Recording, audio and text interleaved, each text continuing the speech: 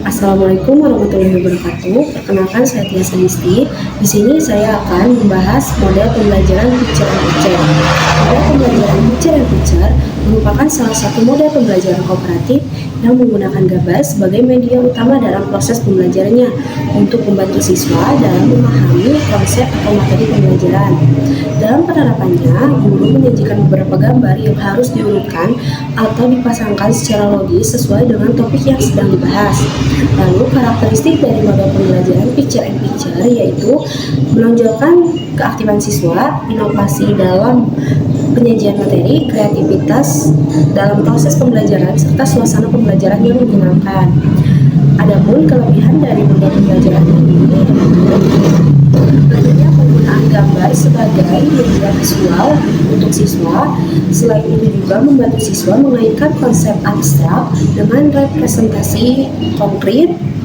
Lalu proses mengurutkan dan menceritakan gambar mendorong siswa untuk berpikir kritis, menganalisis hubungan sebab akibat, serta mengembangkan kemampuan komunikasi siswa. Adapun kelemahan dari model pembelajaran ini yaitu pemilihan gambar yang tepat dan berurutan yang secara efektif merepresentasikan konsep yang diajarkan memerlukan waktu yang cukup banyak dan kreativitas tinggi. Selain itu, jika jumlah siswa terlalu banyak atau manajemen kelasnya kurang kondusif, kurang efektif, aktivitas mengurutkan dan menceritakan gambar dapat menjadi kurang kondusif dan menimbulkan kegaduhan. Keterbatasan ketersediaan sumber daya gambar yang relevan dan menarik juga bisa menjadi kendala tersendiri. Dan tentunya memerlukan waktu yang cukup banyak. Nah, selanjutnya sintaks dari model pembelajaran picture and picture.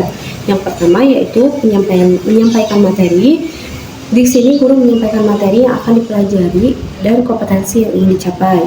Lalu yang kedua, mengutarakan materi. Pada tahap ini, guru menyajikan materi sebagai pengantar, lalu guru melakukan tanya jawab singkat dengan peserta didik. Misalkan kan kita sedang membahas tentang pecahan dengan pembilang 1. Nah, di sini guru menyampaikan materi dan menjelaskan materi mengenai pecahan dengan pembilang 1. Lalu sintaks yang ketiga yaitu mempresentasikan gambar. Pada tahap ini guru menampilkan gambar yang sesuai dengan materi yang dibahas. Misalkan saya menggunakan gambar pizza. Lalu guru juga pada tahap ini meminta siswa untuk mengamati gambar yang diberikan. Misalkan anak-anak coba perhatikan gambar pizza di depan kalian ini dan amati, kemudian pasangkan dengan pecahan yang ibu berikan. Nah, selanjutnya pada sintaks yang keempat yaitu mencantumkan gambar. Di sini guru menunjuk peserta didik secara bergantian untuk mengurutkan atau memasangkan gambar-gambar menjadi urutan yang logis. Nah, misalkan ini contohnya ya, 1/8 dan 1/4. Nanti siswa menempelkan pada papan tulis dan memasangkannya. Misalkan ini di sini yang 1/8 di gambar 1/8. Nanti dipasangkan seperti ini oleh siswa. Lalu pada sintaks kelima yaitu mengeksplorasi. Guru menanyakan dasar pemikiran atau pemilihan urutan gambar ini kepada siswa.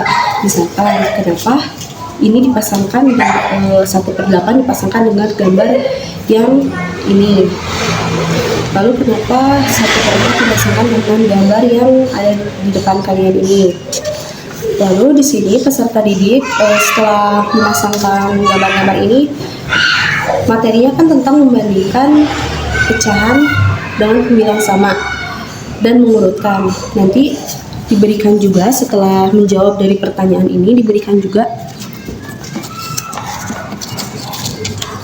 simbol seperti ini untuk membandingkan lebih besar atau lebih kecil mana sesuai dengan materi yang sudah disampaikan tadi oleh gurunya.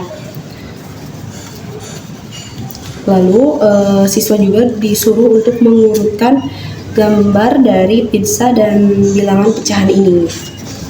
Nah, pada tahap mengeksplorasi juga, peserta didik dibagi menjadi ke dalam kelompok yang terdiri dari 3, 4, sampai 4 orang secara heterogen.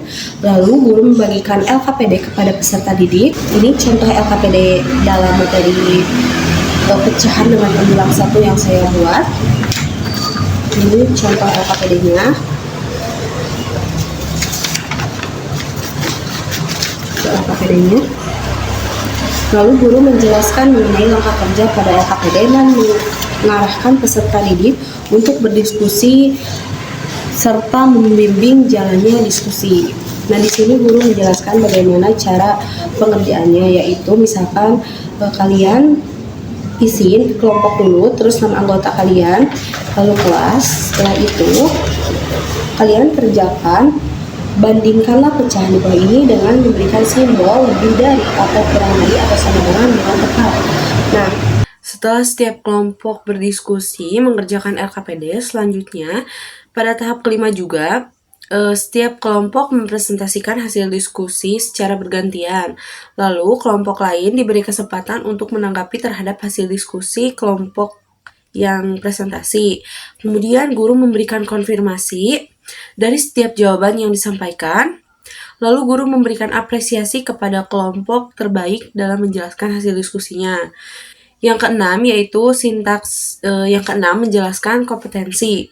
Di sini guru menjelaskan dan menanamkan konsep materi sesuai dengan kompetensi yang ingin dicapai dengan gambar yang sudah diberikan.